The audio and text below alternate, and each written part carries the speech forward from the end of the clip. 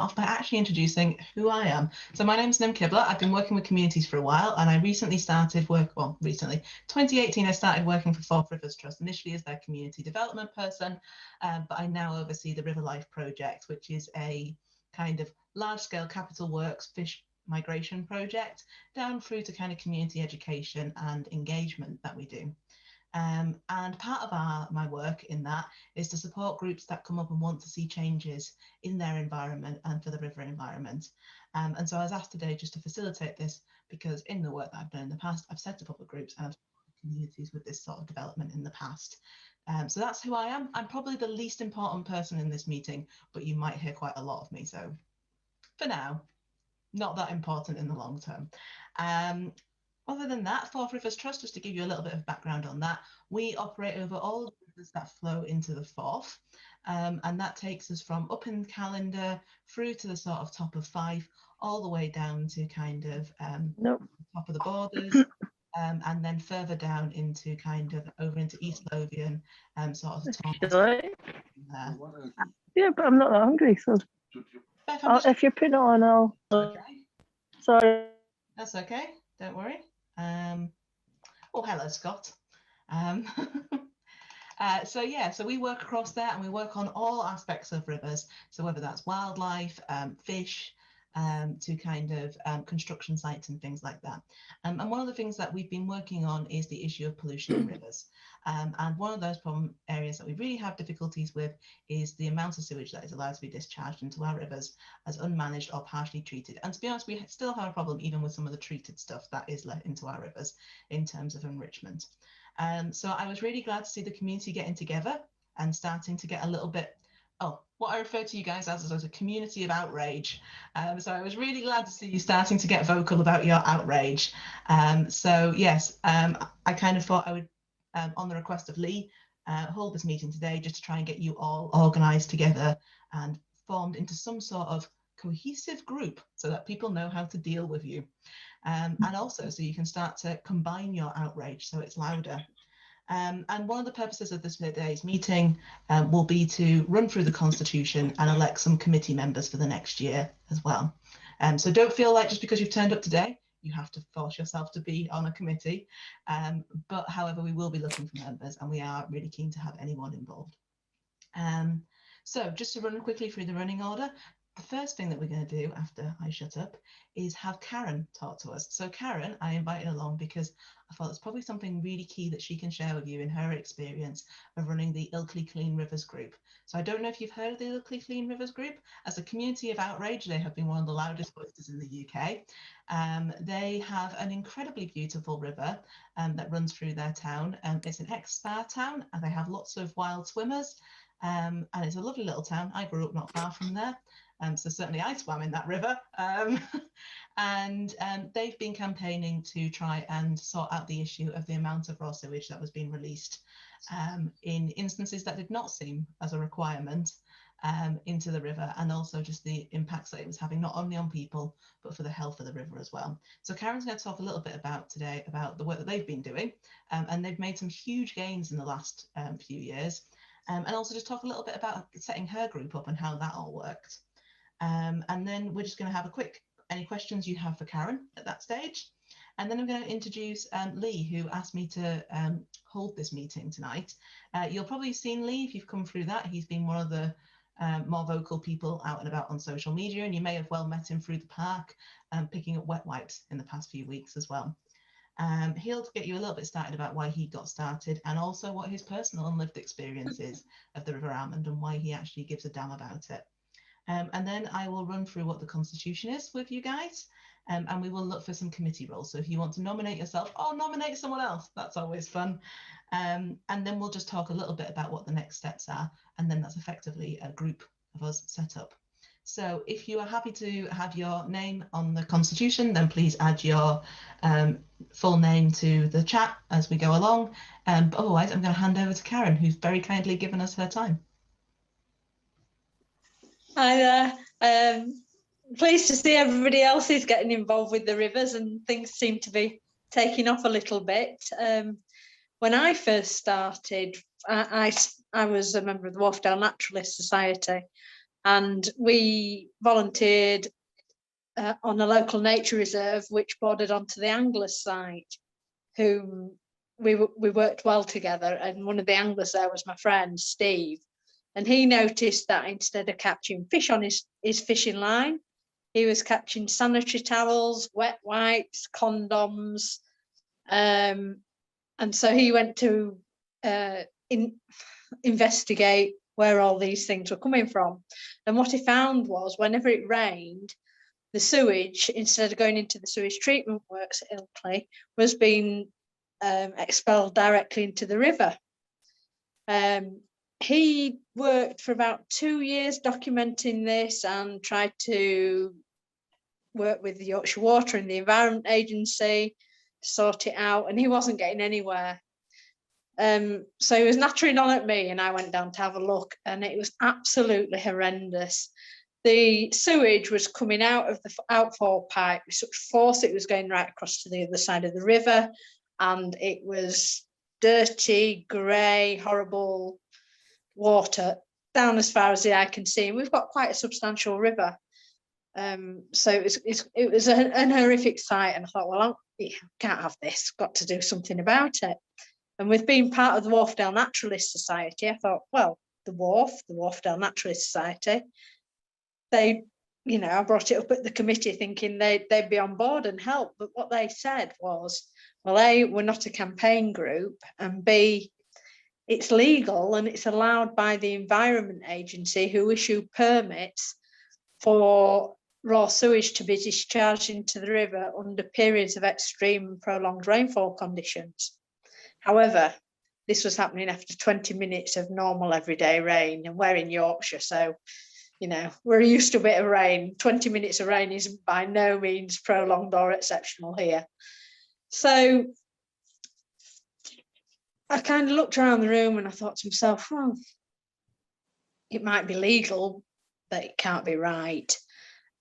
So through my links with the Wharfdale Naturalist Society, I knew a guy called Professor Rick Batterby. He was a professor of water ecology, and Becky Malby, who was one of my customers. I'm just a normal everyday person. I'm nobody special. I'm just a dog walker.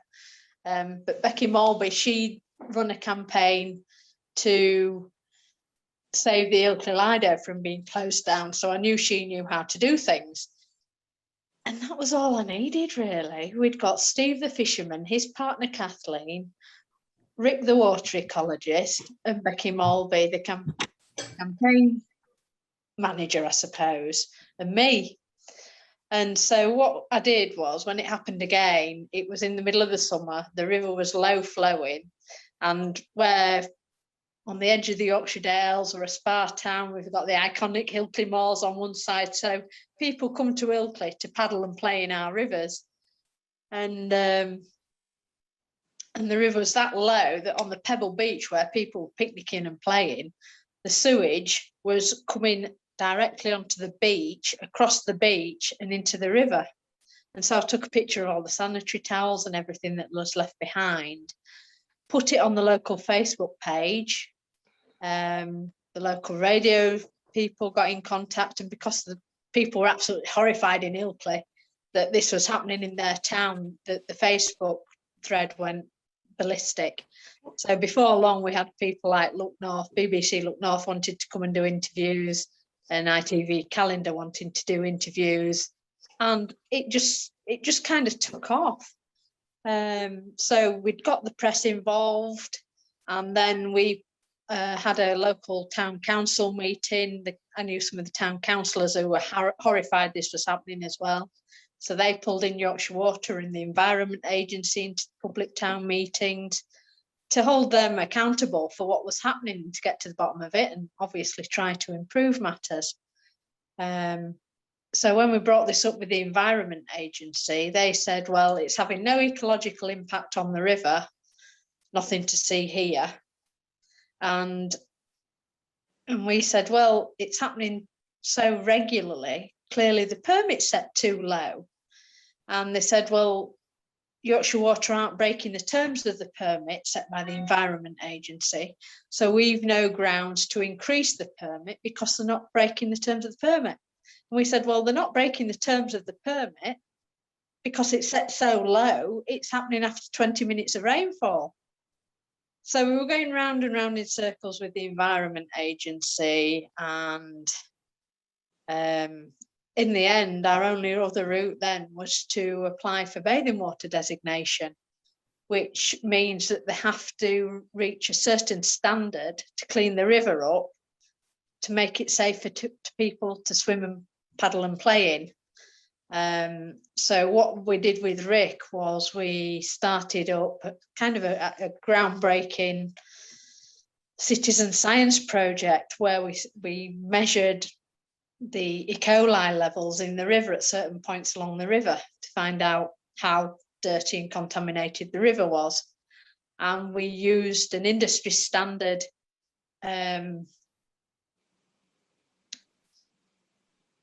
laboratory which sent us all the correct equipment, and we did it all properly, and the results came back pretty bad, really. I mean, even as you said before, the treated sewage was still 40 times higher than the considered safe standards for bathing water E.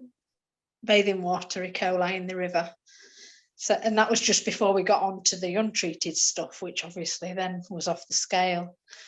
So we then started to apply for the bathing water designation. Now, doing this, we've got on our website a how-to and how we went about this, because you have to get permission off DEFRA, you have to have permission from the landowner, which was Bradford Council, and then you had to count how many people were swimming, playing and paddling in the river throughout the whole of the bathing season. So we had around 70 volunteers, which were counting people in the river 2 or 3 times a week throughout the whole from May to September.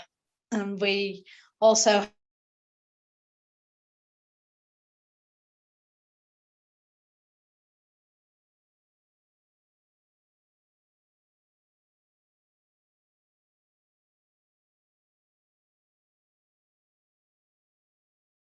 to clean up the river in Ilkley, but also upstream in Addingham when the sewage is coming out there as well. And we're now the first river in the country to be awarded that status, and there are hundreds of these across Europe, and not a single one before us was in the UK. And then we've just been on Countryfile, various publications, Guardian, things like that. So you really need to get your local press involved and publicise what's happening, take the photographs, apply for permit to see what the permits are, so to make sure that they are within the permits, and just keep on at them, really, I suppose. Public pressure seems to be the key to it all, really.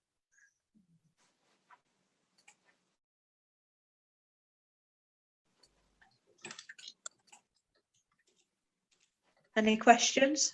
Yeah, that's great. Thank you so much. I guess my first question is when did you start? When was the first meeting with Steve the Angler? Oh, well, thanks, Trish. Probably more than 2 years ago. And we applied for information on how many times they'd spilt and the sewage treatment works had spilt, and there's certain standards and times. If it's over 70 times a year, then they're not acting within the terms of the permit. Well, we had it nearly 200 times a year for about 114 days, hours worth of sewage going into the river. So it was pretty bad, and we were just getting nowhere with the authorities, really, until we got the publicity behind us. Great. I've got a question from Ruth as well, and Ruth asks, how were you funded? The water testing, we did a bit of crowdfunding. We got involved with the local Rivers Trust as well, which we did the IWARF, where we sampled the whole of the river from the source to the ooze, with volunteers across the whole length of the river, because by this time, the publicity that we got, people along the river downstream were thinking, well, if there's a sewage going in there, that's just coming down through us. So everybody was up in arms. The whole River Wharf were up in arms, and it's actually brought together the whole of Wharfdale really in to look after our rivers.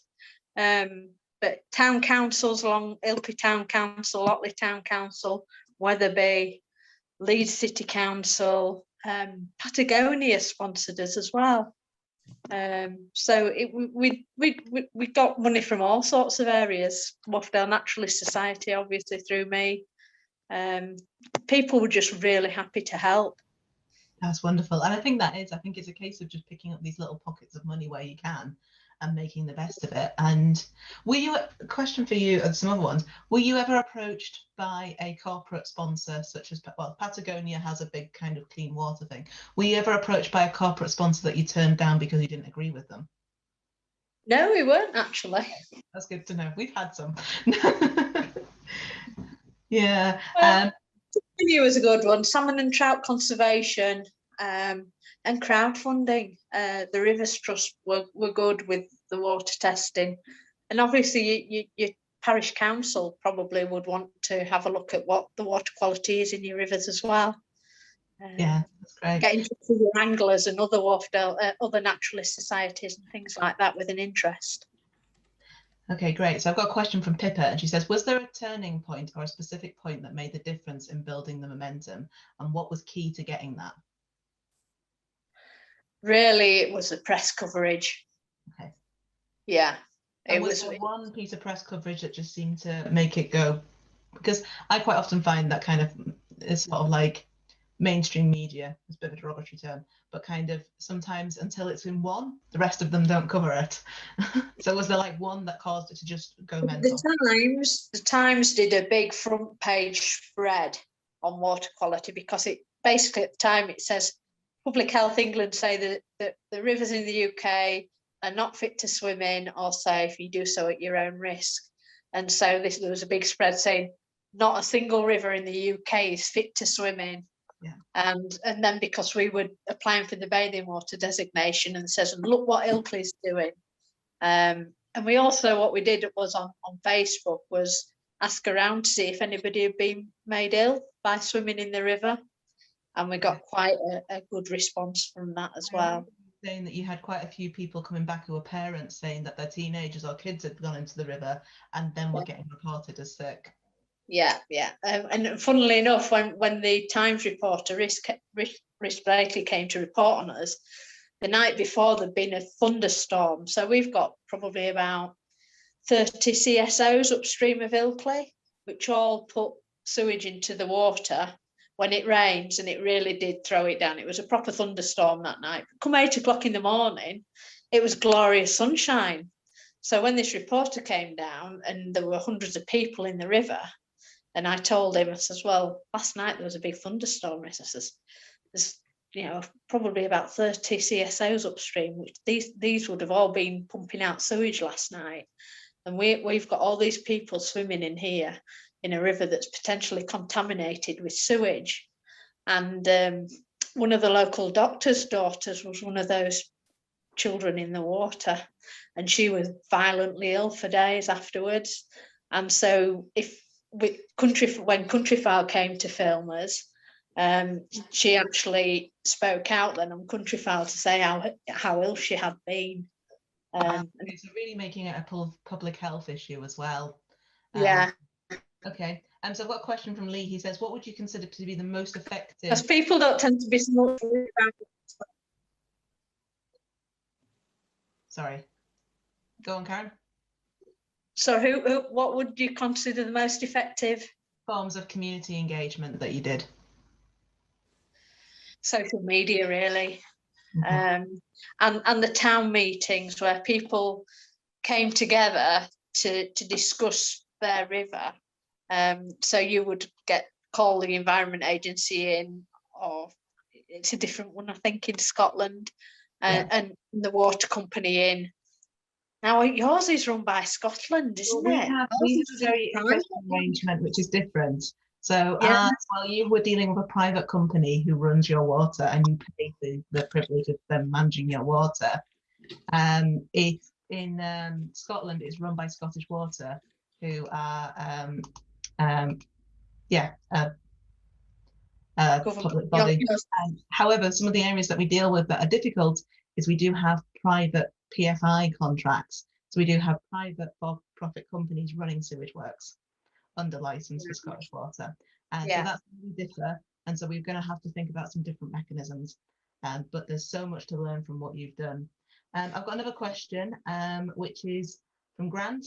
Were there any points of resistance from any local companies or organisations?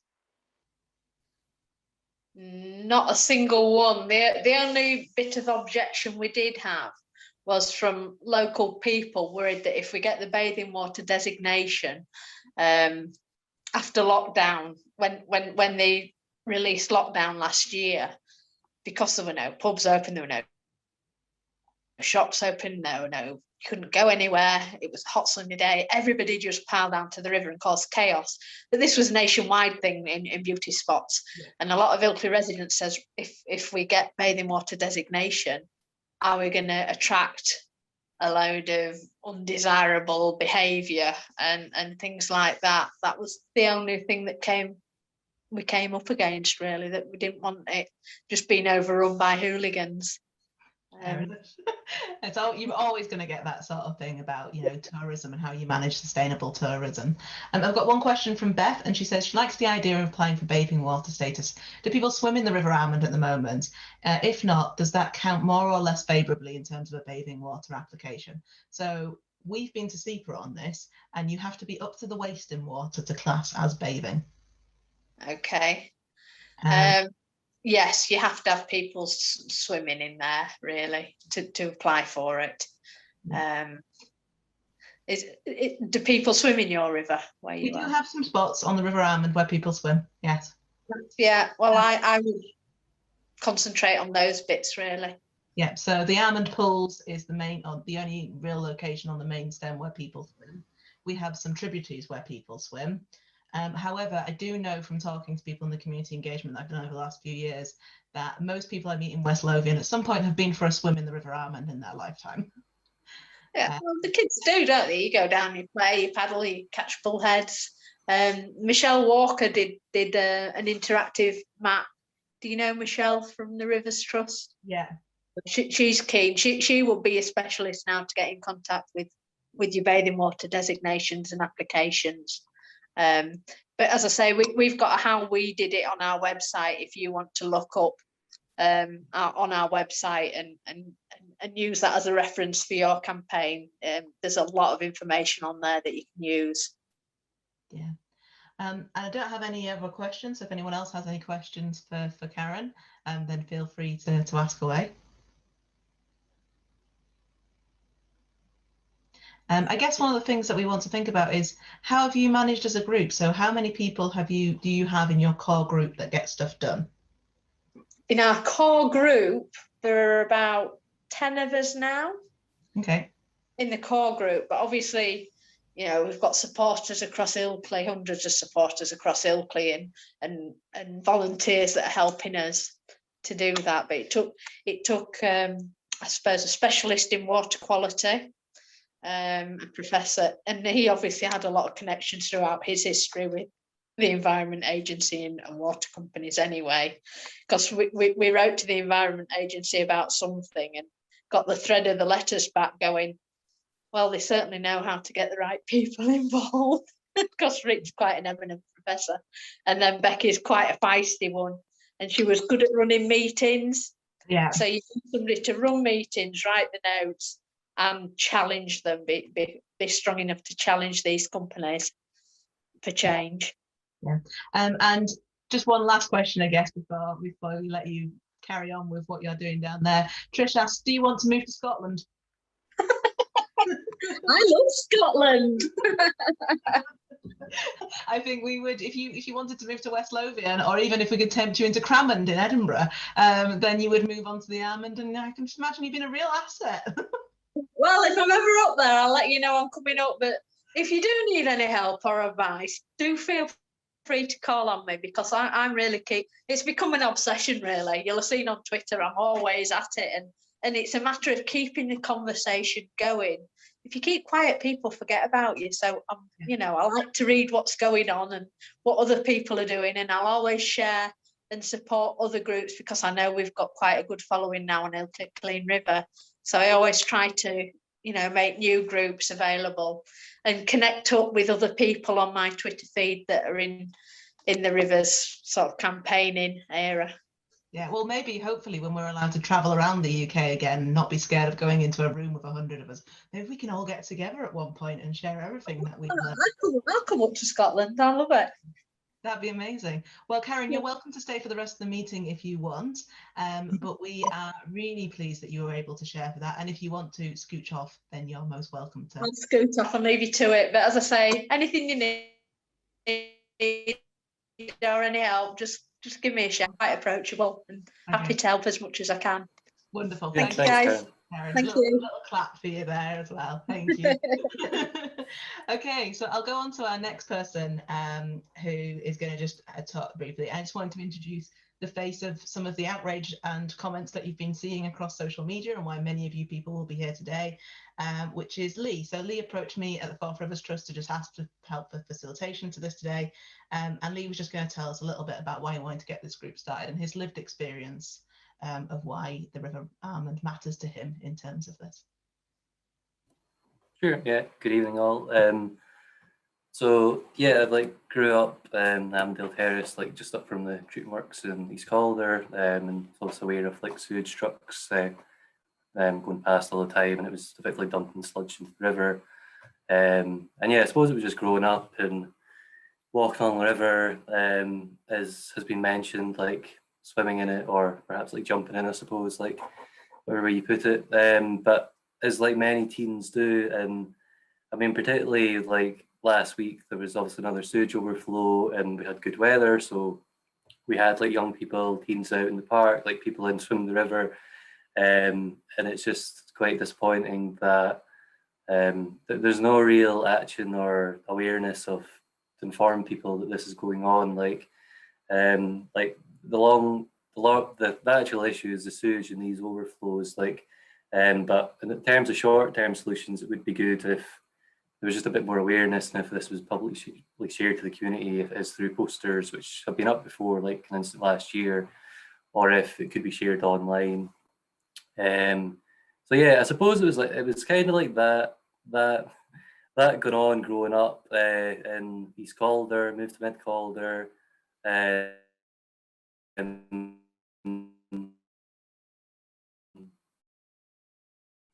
there's all a degree in environmental civil engineering. I've worked in civil engineering since 2015 in various roles on large stormwater tunnel projects like Shielded Tunnel Project in Glasgow, different sustainable drainage system projects and some flooding projects. And through my work, I'm always trying to strive for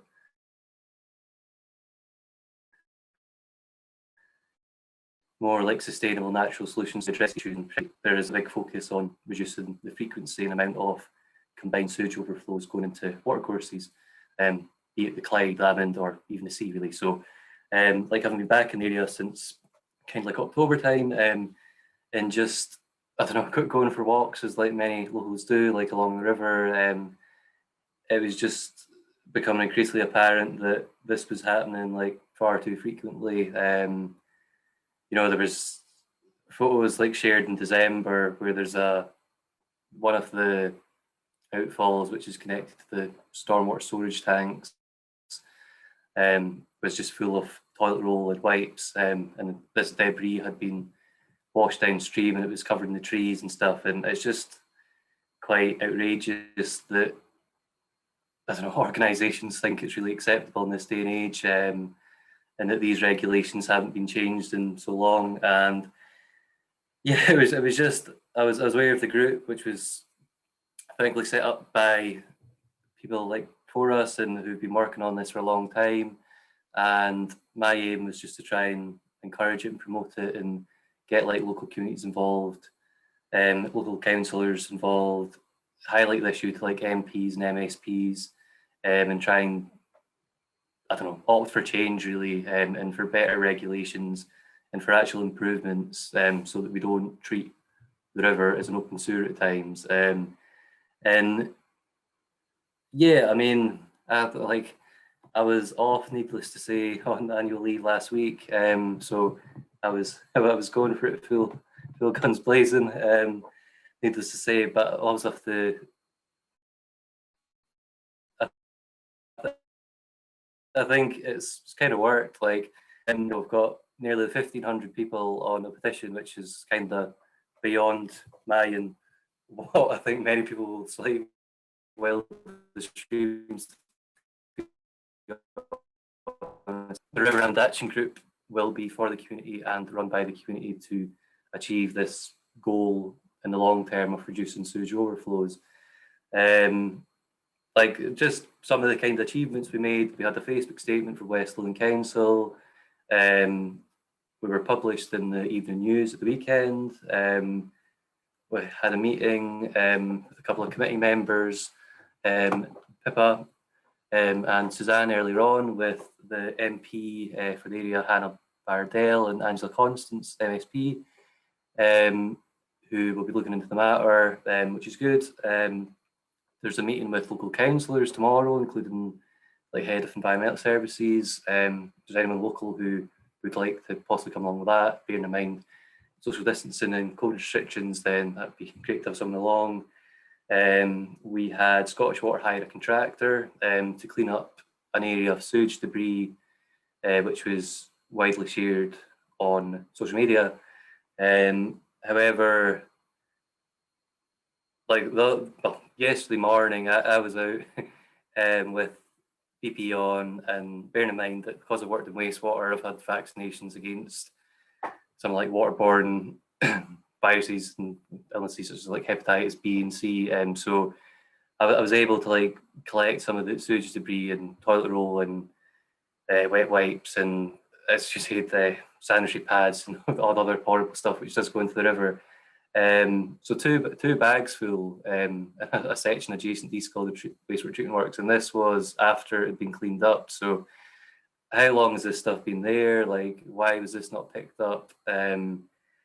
So it's just really like we need to try and get to the root of the issue, and the whole point of the group is, yeah, to try and drive for change. Really, it's we're under no illusions that we won't get a new wastewater treatment work or upgrade like tomorrow.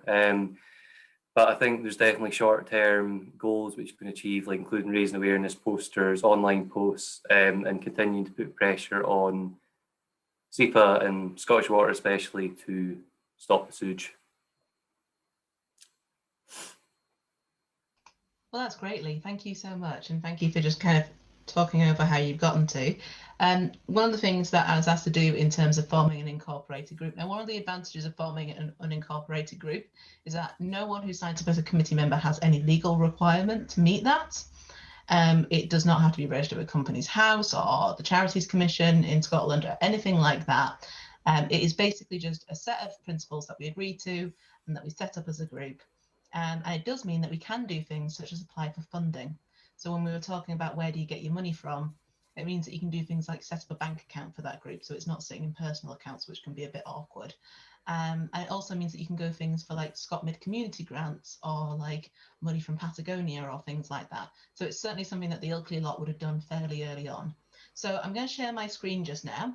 I'm just going to run through a draft constitution that I run to set up the group. However, none of this is set in stone, and the people who take this group forward, you can change that constitution as you work through and as you develop as an organisation. So I'll just share that with you. Okay. So here we go. So this is the draft constitution. So it's called the River Almond Action Group. And basically it gets nicely abbreviated to RAAG, which is the term that we use for the stuff that is stuck on trees and grills at CSOs. And just for abbreviation's sake, CSO is combined sewer outflow. And combined sewer outflow is not just what you put down the toilet or the sink, but it's also what comes down your guttering. So it's both fresh rainwater that we could discharge straight to a river, and also the really grim nasties that we probably shouldn't be. So the objectives of this group are to create and maintain a community group for the voices of those affected by pollution within the River Arm catchment and for the benefit of its members, to improve the local environment for wildlife and residents, to provide information about the issues of pollution and poor management of the river, and to provide community-based education and raise awareness of pollution issues and incidents, to campaign for meaningful improvements to the River Arm for the reduction of pollution and its implications for people and wildlife, and to lobby and campaign for reduction of pollution to the River Arm, to deliver on the ground action for monitoring, surveying, reporting, and reducing the impacts of pollution, to work in partnership with a variety of organisations, statutory bodies, and governmental bodies to further the group's aims and purposes. And that really key there is to further the group's aims and purposes and not those of the organisation. To campaign and raise awareness in order to hold those who pollute or monitor and manage pollution to account. And to adhere to the group health and safety guidelines and safeguarding agreements. So the powers that the group will have to achieve these objectives is to arrange meetings, workshops, talks, surveys, events, campaigns, and training courses, plus any form of community support as is agreed. Raise funds to finance the objectives of the group as the members of the group consider appropriate. Work in partnership with other organisations and individuals such as voluntary organisations, local authorities to further our objectives. Publicise the group's activities through appropriate means and channels. Buy, hire and legitimately borrow any equipment, tools, property or services required to meet the group's objectives. Membership shall be open to anyone who supports the objectives of the group and is willing to take on active part in its activities. Members are expected to uphold all the values stated in the objectives that we've just read out. And the management committee shall retain the right to refuse or terminate membership of any individual after giving the individual concerned the right to be heard by the management committee before a final decision is made. Hopefully that never happens, but it's always useful to just have it in there for these bad times if they come up. And a membership subscription may be levied. So at the moment, we're suggesting that membership is just free. It's just a database of people who've agreed to be members and their contact details and maybe what they're interested in doing. And in future, if you wanted to, you could levy a fee for that membership. The office bearers will be elected at the annual general meeting. And the members shall elect office bearers as required. And these we've suggested will be the chairperson, a vice chair, a secretary, a treasurer, a communications officer, and a vice communications officer. Office bearers shall be members of the management committee and other committees the group sets up. Office bearers will serve until the following AGM, and any vacancies that arrive, you may have basically be able to co-opt someone new into that position. And the management committee shall have the power to remove from office any office bearer after a motion of no confidence or if they've just not turned up to 3 meetings, basically. And the management committee is going to be between 3 and 10 people in order to make it manageable. And they shall meet at least once a year, although I hope that you would meet more. And the management committee will also include those, will be based basically out of the people who are the members of the group. And then your AGMs will be held typically in March because this is when we're founding the group. And it's also quite a nice time because we've all come out of hibernation for the winter and we're thinking about getting out there again. So it's quite a nice time to refresh the group, if that makes sense. And an annual report and audited financial statement will be presented. Now, an audited one doesn't mean you have to get it done by accountants. It just means you have to give it to someone else external from the group to make sure you haven't fecked it up, basically. And that's basically it. Procedures, you just need to keep notes of what you do or photographic records of the meetings that you have and such, and a quorum at meetings for decisions. So you need to have at least 4 people at a meeting, and any decisions that are made should be done by consensus, and where you can't make a consensus decision, I've set it at a 75% majority, which is always good fun calculating percentages of one human being. However, you may wish to change that as the group goes forwards. So for instance, if you have 4 people, then sometimes that's fun having 75% or 5 people because, you know, obviously someone's leg agrees. And then financial arrangements are basically that funds are raised or used solely for furthering the objective of the group and potentially paying people's members' expenses, but that has to be approved by the people on the committee. Full financial records are kept, accounts are audited, and a bank account shall be open for the group, and there shall be 4 signatories for that group. And the reason that I say 4 is because people drop off and then you can't get access to your bank account. So always have as many signatories as you possibly can. Amendments to the Constitution are basically fine for you to do. You just need to give 21 days notice for a meeting in order to be able to do that. And again, there should be consensus. And then there's a little note on the dissolution. And that is basically it. So that is going to be the founding document that sets up the River Almond Action Group. If there are no objections to those kind of key parts within that, then my next suggestion would be that we look to elect some of those key members at this stage. Are there any objections anyone has? I just have one suggestion, which would be to change the references to audited accounts to inspected accounts, just because that aligns with the terminology that the Oscar use. Okay, brilliant, thank you. I'm a bit out of date with all of that, which I really shouldn't be, but I am. I think Okay, it's slightly different between England and Scotland, yeah. Yeah, I'll make a note for myself. Inspected accounts. Great, okay. Is there any other comments that anyone has at this stage? Oh, there's a potential chat. We would recommend that you remove the 75% for consensus. How do other people feel about that?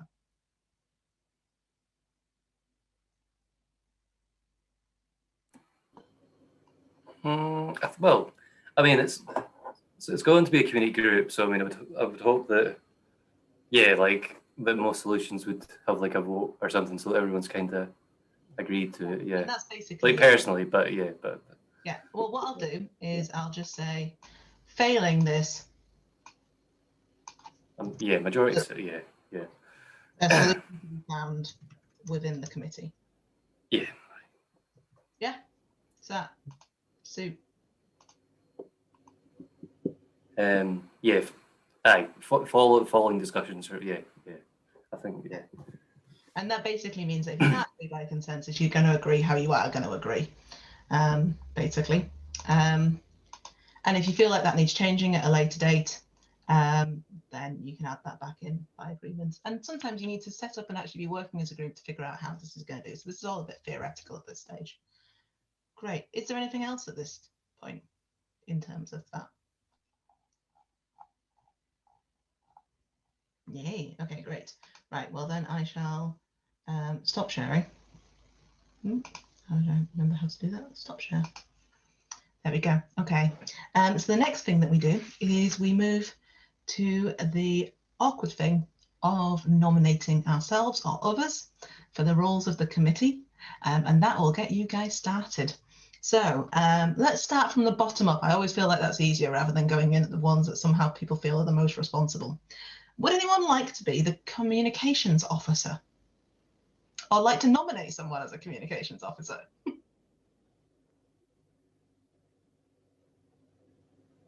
I mean, I'd happily nominate myself for that, to be honest. That's Grant at the top of the screen.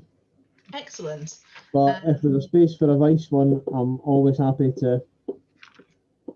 You can always sort that out later on if you want to swap roles later on. You can just co-opt yourself in the different roles. Would anyone like to join Grant then as a communications officer? And basically, the way that I would foresee a communications officer would be managing the members, not the membership, that would be the secretary, but managing things like the Facebook, the Twitter, whenever we get requests from journalists, thinking about how we'll deal with that, just thinking about how it is that we're going to communicate. And as Karen said, keeping going, keeping making noise, and making sure that we're all in agreement with that. Would anyone like to join as the vice community officer then? Communications officer.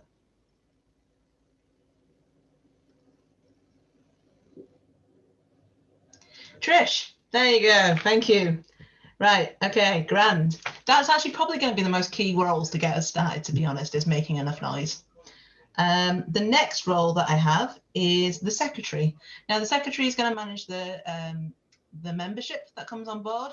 So those people who just signed a petition, who actually are properly outraged by it and want to see some change, we approach them and say, do you want to be a member? You don't have to commit to doing anything, but do you want us to keep communicating with you about what we are doing?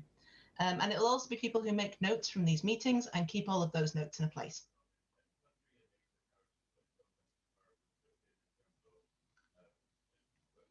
Anyone like to nominate themselves or someone else? I'm trying to. I'm Sorry, trying to Jane. unmute myself and failing miserably. Oh, right. Yeah, I spoke to Lee that I'm happy to take on that role. I'm a committee secretary within the NHS and speak with chief executives and public health teams and stuff like that. So Oh, right. that's something I'm familiar with and passionate about our local environment. So I'm happy to help on that one if there's Excellent. to start the ball rolling. Yeah, that's brilliant. And then the next one is the treasurer. It's the role that no one likes to do. I do apologize. You do get to step down each year, which is excellent because otherwise you get trapped as treasurer. I learned this the hard way, and 5 years later I still can't get out of it. So this will be just a case of opening the bank account, maintaining the bank account, maintaining the signatories, applying for funding, dealing with that when it comes in, etc. And then just getting those accounts inspected. If you like a spreadsheet, this is the role for you. Anyone want to nominate themselves? Anyone want to nominate someone else?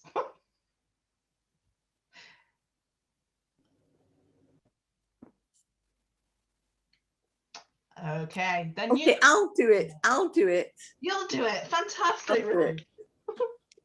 I will Pleasure. help you get that started. Don't worry, it'll be dead simple. It's probably the easiest role. Also doesn't have all the interpersonal nonsense of it, so I love it as a role.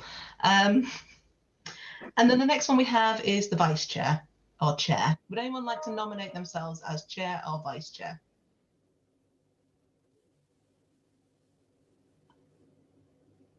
I mean, I'm happy to chair, like, if everyone's happy with that. But yeah, it would Well, yeah, it'd be cool if nominated. it'd be cool if others were involved, like particularly the vice chair role, like I don't know, Okay. like support the group and that if possible, yeah, that'd be good. Yeah.